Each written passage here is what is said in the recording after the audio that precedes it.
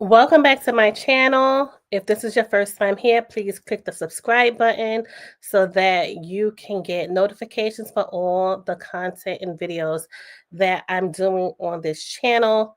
So we're talking about Visa and Mastercard.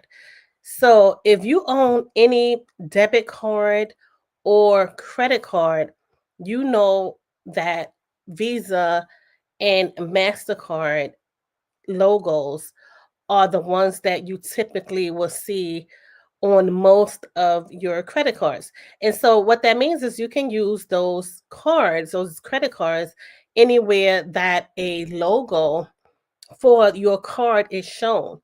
So now there has been some discussions with Visa and MasterCard with the vendors that they use. And this has been an ongoing struggle for some time now, but they finally came to a conclusion, and that's going to mean some changes for you. That's going to mean some changes within how you are able to use your credit card. So basically, you would go into a store before and you use your credit cards without thinking. You use them according to what the credit card company told you, you can use them. Now the store actually has more say so over what cards they are accepting and how they are going to allow you to use the card in their store. So listen up to this because this is very important.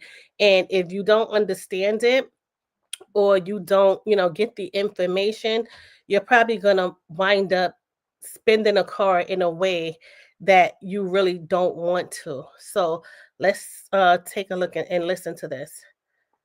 Pretty soon, your Visa credit card may no longer be accepted at every store. Visa and Mastercard just reached a $38 billion settlement, allowing stores to decide which credit cards they will accept. Before the rule, it was if retailer accepts a Visa, then it has to accept all Visa cards. The settlement also calls to lower swipe fee charges, but it opens the door for merchants to add a 3% surcharge. Joining us now is money coach and personal finance expert Bernadette Joy. Good morning. Great to see you today. Thanks for having me. So the antitrust settlement is between credit cards and merchants over lowering interchange, or these swipe fees, as we commonly call them. And Yes. that is the fee applied every time a consumer uses a card at the store. How will this impact the consumer?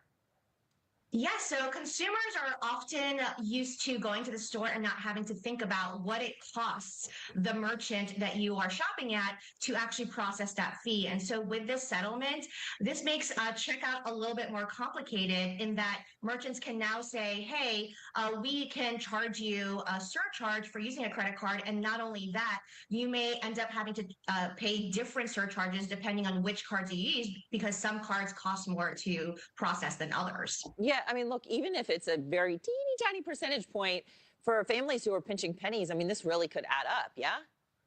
Yes, I mean, teeny tiny. I mean, 2.53, 4% is actually, in my opinion, not that teeny tiny. The average American household is holding about $6,400 of credit card debt, and the average interest rate on credit cards are 25% right now. So adding an extra 2, 3, 4% can make a really big difference, like you said, especially for families who are living paycheck to paycheck. What is your best advice? I mean, not very many people carry much cash anymore.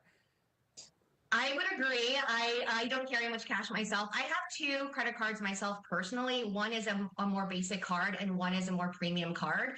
And so as these changes roll out, I highly recommend for folks to check with their most frequently shopped locations and make sure that you understand what the surcharges are going to be for the different types of cards that you use. I would also recommend that folks really, especially for the holidays, if you can use your debit card wherever possible, because this settlement isn't necessarily affecting debit cards, not only does that help your local.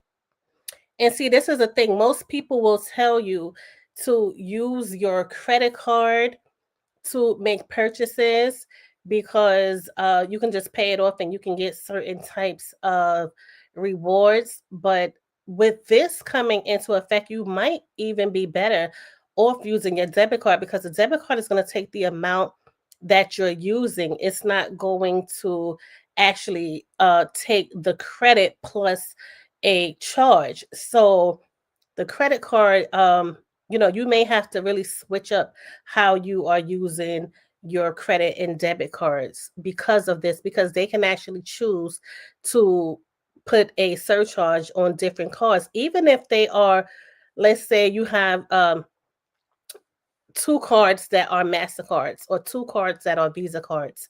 It can still be different prices when going to a particular store or merchant.